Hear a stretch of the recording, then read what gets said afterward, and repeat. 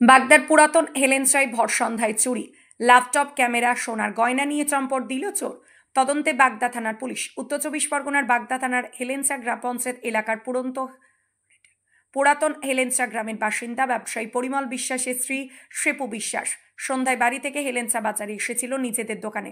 রাতে বাড়ি ফিরে বাড়ির গেটে তালা খুলে দেখতে পায় ঘরে ছড়িয়ে ছিটিয়ে রয়েছে জামাকাপড়, ভাঙা রয়েছে একাধিক আলমারির লকার, ল্যাপটপ, ক্যামেরা সহ সোনার গয়না নিয়ে চম্পট দিয়েছে চোর।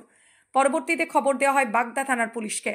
পুলিশ ঘটনাস্থলে এসে ঘটনার তদন্ত শুরু করেছে। ঘটনায় চাঞ্চল্য ছড়িয়েছে পুরো গ্রামে। ভর সন্ধ্যায় এরকম চুরি আগে কখনো হয়নি বলে জানাচ্ছে গ্রামের বাসিন্দারা। মানে দেখলাম এখানে এসে যে চুরি হয়েছে, মানে বিভৎস একটা ভয়ঙ্কর চুরি আর কি বলা যেতে পারে। এরকম চুরি আমরা আগে কখনো দেখিনি।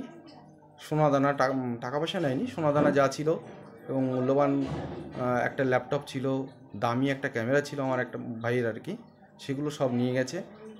আর আনুষঙ্গিক অনেক কিছুই নিয়ে গেছে, ওনারা হয়তো এখন অনুমান করতে পারছে না। দেখা যাক সেগুলো পরবর্তীতে কী হয়।